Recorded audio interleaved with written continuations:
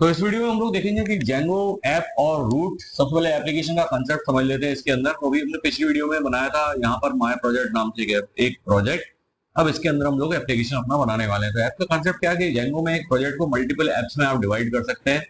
हर app का एक specific purpose होता है, जैसे कि कोई एप्लीकेशन आप रख सकते हैं अपने ब्लॉग पोस्ट के लिए, रख सकते हैं ऑथेंटिकेशन के लिए, और इसी तरीके से रीयूजेबल एप्स भी आप उसमें बना सकते हैं। यानी कि मॉड्यूलर और रीयूजेबल दोनों होते हैं यहाँ के एप्स। अभी यहाँ पर कोई एप्लीकेशन नहीं है, अगर आप देख पा रहे हो तो यहाँ सिर्फ माय प्रोजेक्ट एक प्रोजेक्ट हम लोगों ने बनाया हुआ है। इसके अंदर हम लोग एप्लीकेशन बनाएंगे और ये एप्लीकेशन आप लोग अलग अलग प्रोजेक्ट में भी यूज कर सकते हैं। तो ये मॉड्यूलर भी है, रीयूजेबल भी है। अगला है कि अब जेंगो के एप्लीकेशन को बनाना कैसे है। तो यहाँ हम लोग सबसे पहले आ जाते हैं अपने माय प्रोजेक्ट स्टार्ट हो गया था। जैसे ही आपने ये किया था तो आपको ये पाइथन की फाइल्स मिल गई थी। अब हम क्या करेंगे, सबसे पहले इस डायरेक्टरी में यहाँ पर चले जाएंगे। तो cd माय प्रोजेक्ट ये कमांड प्रॉम्प्ट पे हम लोग लिख देंगे। डॉस प्रॉम्प्ट का यूज कर, डॉस की कमांड है ये क्या हुआ, cd माय प्रोजेक्ट लिखना हमको। हमारे प्रोजेक्ट का नाम है cd माय प्रोजेक्ट, ये हम लिख देते हैं। तो हम लोग यहाँ पर चले गए। ठीक है, अब हमको यहाँ पर एक कमांड चलाना है पाइथन, उसके बाद manage.py और स्टार्ट ऐप, और यहाँ हम लोग एक एप्लीकेशन बना रहे हैं जिसका नाम मैं रख देता हूँ माय ऐप। अलग अलग एप्लीकेशन आप बना सकते हैं, my app, my app 1, my app 2, बहुत सारे एप्लीकेशन आप बना सकते हैं। जो भी आप नाम रखना चाहें वो रख देते हैं। यहाँ मैं अपना नाम रखना हूँ इसमें एप्लीकेशन का माय ऐप। जैसे ही मैं इस पर क्लिक करूंगा तो आप लेफ्ट साइड में देखिए यहाँ पर एक फोल्डर और बन गया है, और यहाँ आपको एडमिन, एप्स, मॉडल्स, टेस्ट और व्यू, ये इतनी पाइथन फाइल इसके अंदर मिल गई है। सबसे पहले इनको समझ लेते हैं कि ये कर क्या रही है, क्यों मिली है हमको ये। तो अगर आप view.py फाइल लिखेंगे तो यहाँ हम लोग कुछ कोड लिखेंगे। कब कोड लिखेंगे, इसमें आपको व्यूज लिखने होंगे जो कि यूजर की रिक्वेस्ट को हैंडल करेंगे, उनका कोड आपको यहाँ लिखना पड़ेगा। अगली एक फाइल है यूआरएल, जो आपको मिली नहीं है लेकिन आपको बनाना पड़ेगी इसी के अंदर। एक यूआरएल आपको यहाँ भी मिलता है प्रोजेक्ट का, ये प्रोजेक्ट का यूआरएल ध्यान रखना है आपको। और ये जो आप अपने एप्लीकेशन के लिए बनाओगे वो एक यूआरएल आपको मैन्युअली क्रिएट करना पड़ेगा, तो जिसमें आप यूआरएल आपको डिफाइन करना पड़ेंगे एप्लीकेशन के लिए। अगला आपको मिला है model.py, जिसमें आपको मॉडल्स बनाना पड़ेंगे, डेटाबेस के मॉडल जो भी हैं वो आप इसके अंदर डिफाइन कर सकते हैं। लास्ट जो मिला है उसमें admin.py। admin.py में क्या मिला है हमको, इसमें जेंगो एडमिन के इंटरफेस को, एडमिन इंटरफेस जो होता है इसमें बना हुआ आता है, तो उसको कॉन्फ़िगरेशन हम लोग कर सकते हैं। अब सबसे पहले अपने ऐप को रजिस्टर हमको करना है। तो ये जो माय प्रोजेक्ट के अंदर setting.py फाइल है, यहाँ आपको जाना है, ध्यान रखना है आपको। तो अभी क्या है, माय प्रोजेक्ट है, माय प्रोजेक्ट के अंदर एक और माय प्रोजेक्ट है जिसके अंदर setting.py फाइल है। इस setting.py फाइल में हमको जाना है और अपने जो एप्लीकेशन का नाम है वो आपको यहाँ पे लिख देना है सिंगल कोड के अंदर। तो मेरे एप्लीकेशन का नाम है माय ऐप, ये मैंने लिख दिया है और कंट्रोल एस कर दिया। एक काम हमारा हो गया कि हमने एप्लीकेशन बता दिया कि भाई ये एप्लीकेशन हमारा चलने वाला है। अब अगला काम क्या है, व्यूज और यूआरएल को राउटिंग करना। अब व्यू और यूआरएल को राउटिंग कैसे करेंगे, तो सबसे पहले माय ऐप, ये माय ऐप वाला जो view.py फाइल है, मतलब आपने एप्लीकेशन के अंदर फोल्डर के अंदर जो view.py फाइल है उसको आपको यहाँ पर लिखना पड़ेगा। अब एचटीटीपी, आप वेब ऐप बना रहे हैं तो एचटीटीपी रिस्पॉन्स भी आएंगे, तो यहाँ हम लोग लिख देते हैं फ्रॉम django.http, और यहां से हम लोग इंपोर्ट कर लेते हैं। किस फाइल को इंपोर्ट करेंगे भाई, http रिस्पॉन्स को कर लेते हैं। http रिस्पॉन्स है क्या इसमें, जी हाँ मिल गया। ठीक है, अब यहाँ एक छोटा सा एक 2 लाइन का कोड हम लोग लिख देते हैं, एक होम बना देते हैं भाई, होम पेज के लिए यहाँ पर होम, और होम फंक्शन के अंदर हम लोग रिक्वेस्ट डाल देते हैं। रिक्वेस्ट क्या होगी, REQUEST रिक्वेस्ट, और रिक्वेस्ट में हम लोग क्या डालेंगे, एक मिनट, अब ठीक है। तो रिक्वेस्ट में हम लोग कर देते हैं, यहाँ पे क्या रिटर्न करेगा, रिटर्न करेगा एचटीटीपी रिस्पॉन्स, जो हम लोगों ने ऊपर जो ली रखा है एचटीटीपी रिस्पॉन्स, और यहाँ पे आ जाना चाहिए हमको। यहाँ हम लिख देते हैं welcome to my first Django app. ठीक है, ये मैंने लिख दिया। ठीक है, इसको किया कंट्रोल एस, और अब हम बढ़ते हैं आगे।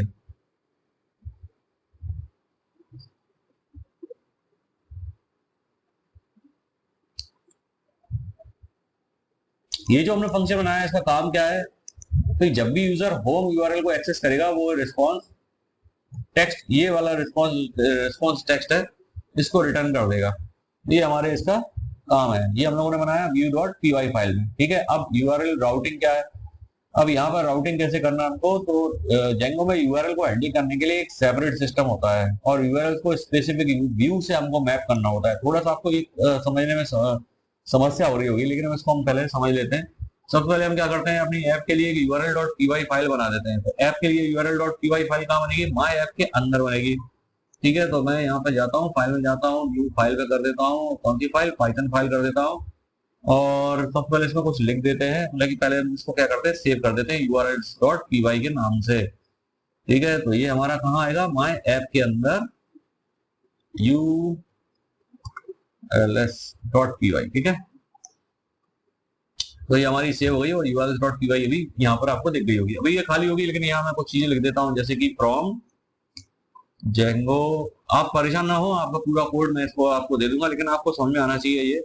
अगर आप समझेंगे नहीं तो कोड कॉपी करके भी इसको चला नहीं पाएंगे। तो इसकी डायरेक्टरी स्ट्रक्चर और कहाँ कौन सी फाइल लिखना है, ये आपको समझ में आना चाहिए। कोड तो आप फिर और कहीं से गलत भी हो जाएगा तो चैट जीपीटी से आप इसको ढूंढ के सही कर भी देंगे, लेकिन आपको पता होना चाहिए भाई ये कर क्या रहा है। यहाँ मैं लिख देता हूँ, यहाँ इंपोर्ट करा देता हूँ कुछ, और इंपोर्ट किसको कराना है, व्यूज को इंपोर्ट कराना है। व्यू में हमने पूरी कहानी लिख दी है। अब बचा यूआरएल पैटर्न डिफाइन करना, तो यूआरएल पैटर्न डिफाइन कर लेते हैं हम लोग थोड़े से। अब यूआरएल पैटर्न कैसे डिफाइन करेंगे, तो यूआरएल पैटर्न के बाद इक्वल टू बड़ा वाला बॉक्स हम लोग लगा देंगे, और यहाँ पे हम लोग सेट कर देंगे पाथ। पाथ फंक्शन के अंदर हम लोग एक चीज खाली छोड़ देते हैं, यहाँ पे हम लोग लिख देते हैं व्यूज डॉट पीवाई में हम लोग सबने कहानी लिखी हुई है, व्यूज डॉट यहाँ पे दे देते हैं होम। होम नाम का फंक्शन हमने बना रखा है वहां पर। ठीक है, और नेम में यहाँ पे दे देते हैं, क्या नाम है उसका भाई, नाम है उसका, ये हो गया, ये बॉक्स बंद हो गया। अभी सब कुछ ठीक है, चलो ठीक है, ऐसा मैं मान रहा हूँ कि सब कुछ ठीक है। नहीं होगा तो बाद में सही कर लेंगे। यहाँ एक कॉमा और आना चाहिए, बिल्कुल आना चाहिए। और ठीक है, होम डॉट पीवाई दिस बात हो गया, ये हो गया, यूआरएल पैटर्न हो गया।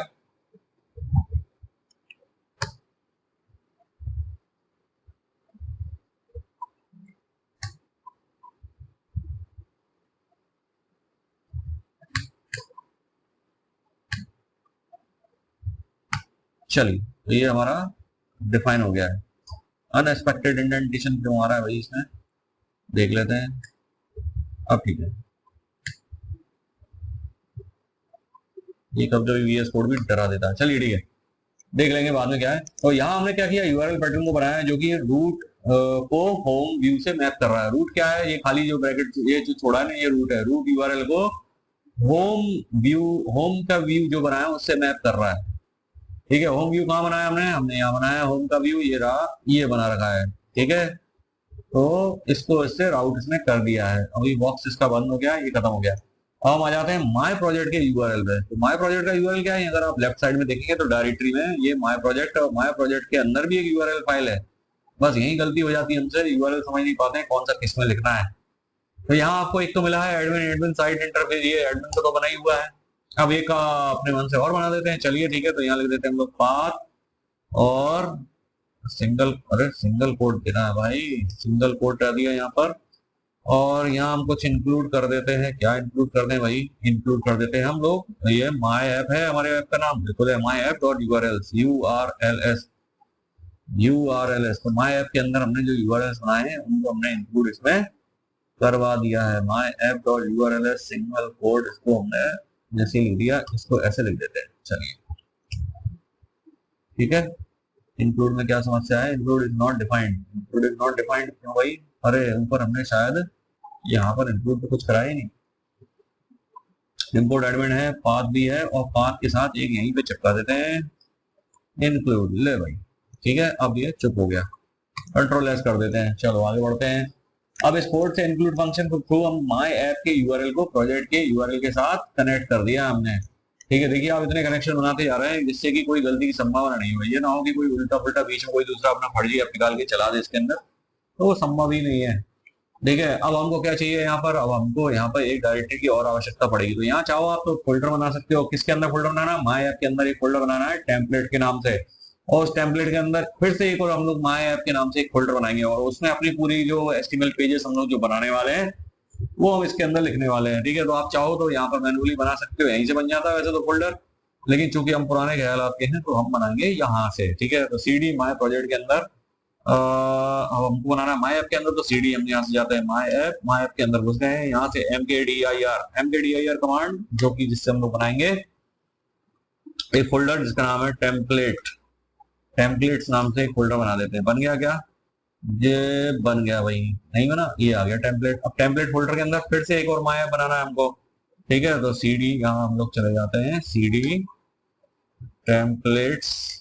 ठीक है, और यहाँ हम लोग एक और फोल्डर बना देते हैं MKDIR माय ऐप नाम से। ठीक है, तो एक और फोल्डर बन गया टेम्पलेट के अंदर, ये माय ऐप, ये देखिए ये आ गया माय ऐप। अब हमको काम करना है माय ऐप में। क्या काम करना है, तो एक फाइल हम लोग बनाते हैं, जो फाइल हमको चलाना है वो फाइल हमको बनाना पड़ेगी। तो यहाँ हम लोग एक फाइल बना देते हैं, और वेब पेज पे चलाना है तो एक HTML की फाइल बना देते हैं छोटी सी।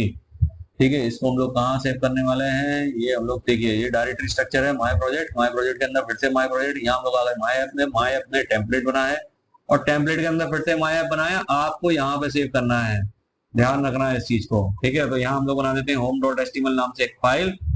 बस यही गलती हो जाती है हम लोग इसके डायरेक्टरी स्ट्रक्चर, अधिकतर लोगों को समस्या हो जाती है डायरेक्टरी स्ट्रक्चर में। तो यहाँ हम लोगों ने इसको बना दिया है HTML फाइल। अब यहाँ एक फटाफट से एक छोटा सा HTML लिख देते हैं। चाहे तो कहीं से कोड कॉपी अगर आप करना चाहो तो कर लेना। CSS अगर इसमें आपको डालना है तो आप इसी में डाल दीजिए। अगर आप एडिशनल CSS यूज कर रहे हैं तो वो भी इसको रजिस्टर करना पड़ेगी।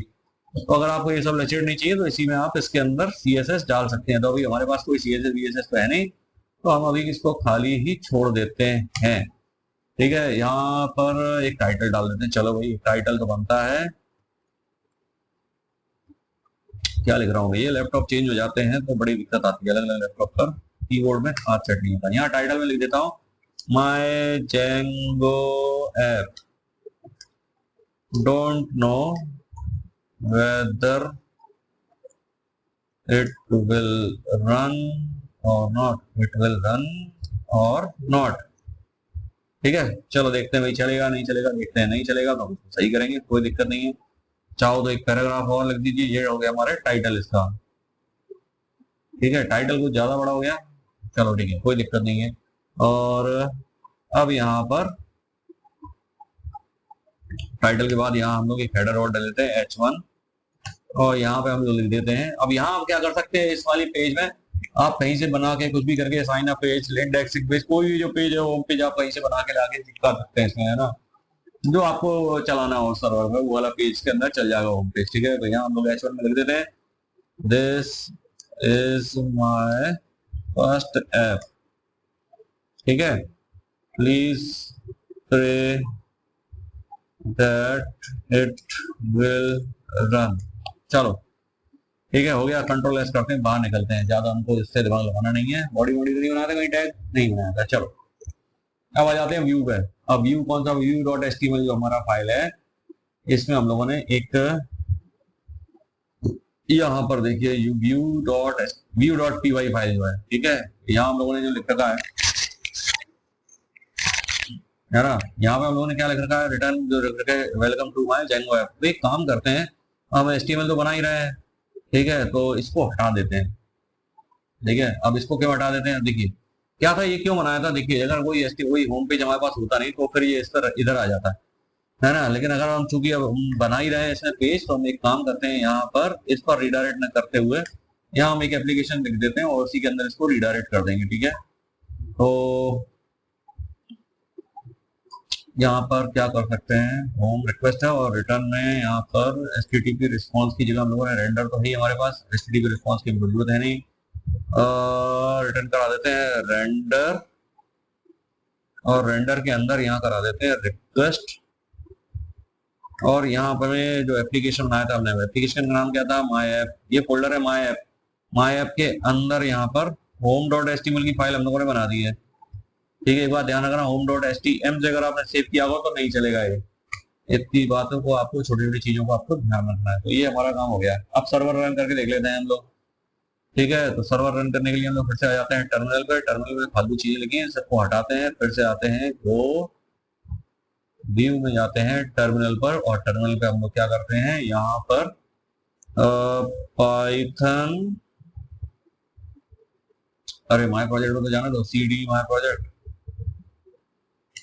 पता नहीं जाना जरूरी है नहीं है, कुछ कह नहीं सकते। लेकिन वो हमारी जो रन manage.py फाइल है जो हम चला रहे हैं, वो हमारी इसी माय प्रोजेक्ट के अंदर, तो हमको इस फोल्डर में जाना पड़ेगा, नहीं तो ये चलेगी नहीं। तो पाइथन manage.py, ये भी एक समस्या आती है नए नए लोगों को, रन सर्वर।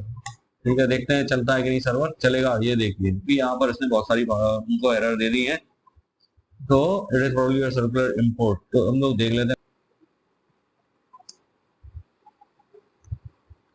तो यहाँ पर कुछ छोटी मोटी स्पेलिंग मिस्टेक को हम लोगों ने सही कर दिया है। और वापस से आते हैं, तो यहाँ मैंने एक लाइन हटा दी है, यहाँ हम लोगों ने इसको थोड़ा सा views डॉट पी वाई को my app home dot H T M L इसको हमने सही लिख दिया। और यूएलएल डॉट पी वाई में कोई चेंजेस नहीं है, बस बाकी सब कुछ ठीक है। और अगला आपको जो करना है, यहाँ पर जो इंक्लूड हम लोगों ने किया था माई ऐप डॉट यूआरएल, ये भी सही है। एक बार मैंने इसको रिस्टार्ट करके देखा तो फिर मेरा चालू, मैं इसको चला के देखता हूँ फिर से।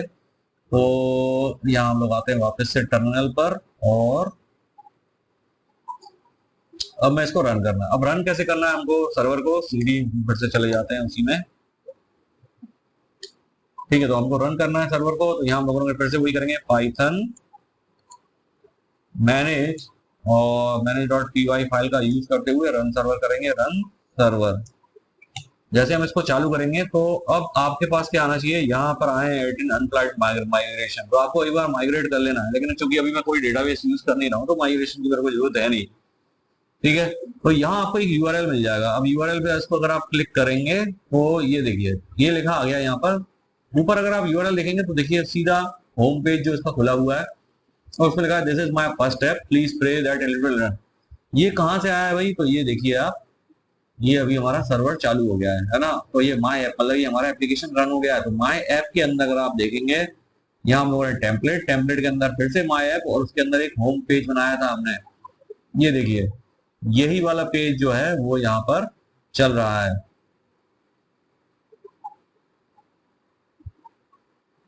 ये देखिए ये चल रहा है, और ऊपर इसका टाइटल भी लिखा हुआ है। तो इस तरीके से हम लोग इसको चला सकते हैं। इस वीडियो का मेन गोल ये था कि स्टूडेंट्स को जो अपने व्यूअर्स हैं उसको जेंगो के ऐप की और राउटिंग के प्रैक्टिकल समझ में आ जाए, और वो अपना पहला डायनेमिक वेब पेज क्रिएट कर सकें। अगर कोई कंफ्यूजन हो तो आप मुझे कमेंट बॉक्स में बता सकते हैं। अगले वाले वीडियो में हम लोग देखेंगे किस तरीके से हम लोग डेटाबेस का यूज कर सकते हैं इसके अंदर। तो इसके अंदर जो डेटाबेस आपको मिलता है, तो यहाँ मैं थोड़ा सा आपको बता दूं, इसमें अंदर जो डेटाबेस आपको मिलता है मॉडल्स में है क्या, नहीं सेटिंग्स में आपको देखने को मिलेगा, ये रहा। तो यहाँ बाय डिफॉल्ट अगर आप देख पा रहे होंगे तो ये देखिए ये माई एसक्यूएल लाइट 3 नाम से ये देखिए फाइल में लगी है डीबी, तो ये आपको मिलता है। अगर आप चाहें तो उसमें चेंज कर सकते हैं, और माई एसक्यूएल भी यूज कर सकते हैं, पोस्टग्रेसक्यूएल भी यूज कर सकते हैं, और फायरबेस भी यूज कर सकते हैं, मोंगोडीबी भी यूज कर सकते हैं। तो हम लोग सबसे पहले एसक्यूएल लाइट 3 जो इसके साथ आया और माई एसक्यूएल दोनों के साथ इसको हम देखेंगे, और बनाएंगे हम लोग एक साइन अप पेज जिसके अंदर हम लोग यहाँ से डेटा हमको डेटाबेस में हम लोग भेज के देखेंगे। तो आशा करता हूँ ये वीडियो आपको समझ में आया होगा, अच्छा लगा होगा, और मिलते हैं हम लोग अगले वीडियो में।